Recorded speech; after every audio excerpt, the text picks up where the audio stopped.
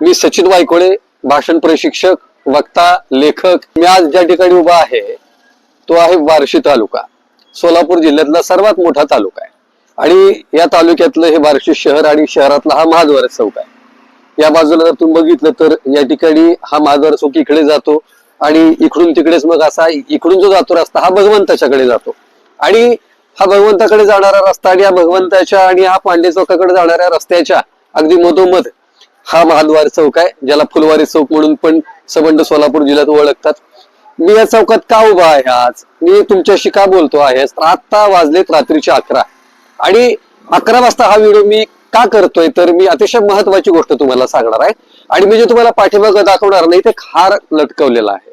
आणि या फुलवारी चौकांमधले जे काही फुल व्यापारी आहेत त्या फुल व्यापाऱ्यांचे एक वैशिष्ट्य आहे की शेवटचा हार म्हणून या हाराला नाव दिलेलं आहे.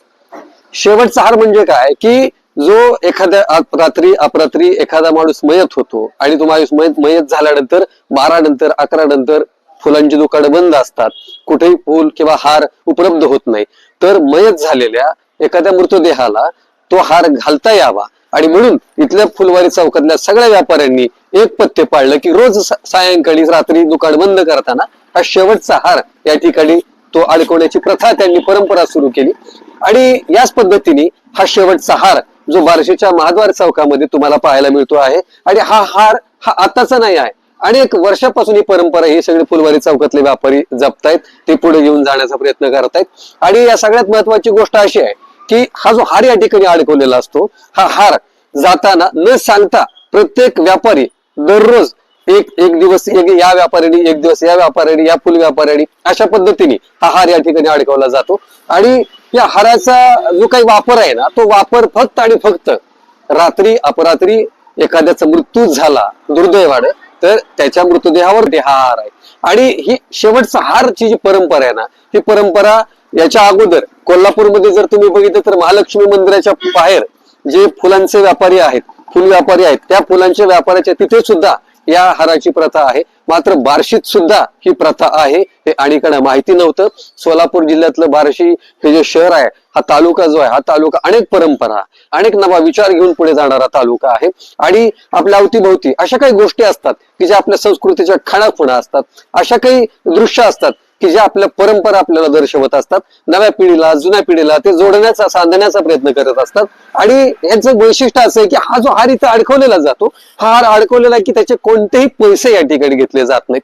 मात्र या ठिकाणी ही प्रथा चालू केल्यानंतर, ही प्रथा जपल्यानंतर किंवा ती प्रथा पुढे घेऊन जाताना बऱ्याचदा असाही अनुभव या फुल व्यापाऱ्यांना आला की जो हार शेवटचा हार की जो माणूस हा जग सोडून चाललाय आणि जग सोडून जाताना त्याच्या अंगावर फुलं ते हार असावेत म्हणून जो हार लटकवलेला आहे, अनेकदा तो हार जो आहे तो रात्री अपरात्री काही जी काही व्यक्ती आहेत, काही नागरिक आहेत किंवा काही अज्ञात माणसं आहेत, ती सगळी माणसं काय करतात बऱ्याचदा की ते वाढदिवसाच्यासाठी हा हार वापरतात. तर मी अशानं सुद्धा विनंती करेन की वाढदिवसासाठी तुम्हाला दुसरी कोणतीही वस्तू मिळू शकेल, मात्र हा जो हार आहे ना हा हार जगातून निघून चाललेल्या त्या माणसासाठी हा हार आहे, जगाला अलविदा केलेल्या त्या माणसासाठी हा हार आहे, जगाला या सगळ्यांमध्ये कायमचा रामराम केलेल्या माणसासाठी हा हार आहे. आणि हा शेवटचा हार म्हणून हा शेवटचा हार आहे. मी खरं तर इथल्या फुल व्यापाऱ्यांचं कौतुक करेन, त्या फुल व्यापाऱ्यांचं अभिनंदन करेन. हा जो फुल व्यापारी आहे, हा फुलवारी चौक आहे ना, याचं आणखी दुसरं वैशिष्ट्य असं आहे, इथं सगळ्या जातीची, धर्माची, पंथांचे सगळे व्यापारी आहेत आणि इतक्या गुण्यागोविंदाने हा व्यापार करतायत, कोणाची एकाची मक्तेदारी या ठिकाणी नाही. आणि म्हणून मी सगळ्याला असं आवाहन करेन की आपल्या सुद्धा परिसरामध्ये, आपल्या सुद्धा भागामध्ये अशाच काही संस्कृतीच्या खाणाखुणा असतात, अशा काही परंपरा असतात की ज्या परंपरा आपल्या शहराची ओळख दर्शवत असतात, ज्या परंपरा आपल्या भागाची ओळख दर्शवत असतात, ज्या परंपरा आपल्या तालुक्याची, जिल्ह्याची ओळख दर्शवत असतात. आणि ही बार्शी जी आहे, ही बार्शी अशीच परंपरा पुढे घेऊन जाणारी बार्शी आहे. हा बार्शी तालुका असा वेगवेगळा विचार पुढे घेऊन जाणारा, सर्व धर्मीय विचार पुढे घेऊन जाणारा, सर्व जाती धर्माला एकत्र घेऊन जाणारा हा तालुका आहे.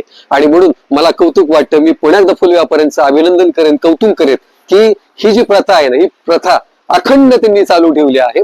आणि ही प्रथा चालू ठेवण्यापाठीमागचा त्यांचा उदात्त हेतू इतकाच आहे की आम्ही दिवसभर इथं फुलांचा व्यापार करतो, आम्ही दिवसभर चांगल्या कामांसाठी फुलं देतो, परंतु आम्ही दुकान बंद करून गेल्यानंतर या जगातून कायमचं निघून जाणाऱ्या त्या मृत्यू पावलेल्या माणसाच्या वाट्याला सुद्धा हा शेवटचा हार आला पाहिजे आणि त्याला त्याच्या नातेवाईकाला हा हार उपलब्ध झाला पाहिजे. केव्हाही रात्री अपरात्री आलात तरी हार या ठिकाणी त्यांना तो घेता आला पाहिजे आणि म्हणून हा हार या ठिकाणी आहे.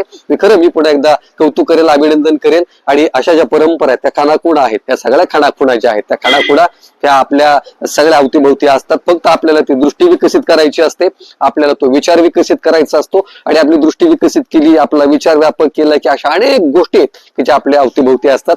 त्या अवतीभोवती असलेल्या गोष्टी आपण पाहायला हव्यात. त्याच्यातून आपण राजहंसाप्रमाणे प्रत्येक गोष्ट आपण टिपायला हवी आणि त्यातनं जे आपल्या व्यक्तिमत्वाला आकार देणाऱ्या विचार आहे, आकार देणाऱ्या गोष्टी आहेत त्या आपण अतिशय मनापासून स्वीकारल्या पाहिजेत. आणि म्हणून याच पद्धतीने आमची बार्शी हा सोलापूर जिल्ह्याचा सर्वात मोठा असलेला तालुका असाच मोठा विचार, व्यापक विचार, चांगला विचार, सकारात्मक विचार, ऊर्जादायी विचार पुढे घेऊन जाणारा तालुका आहे.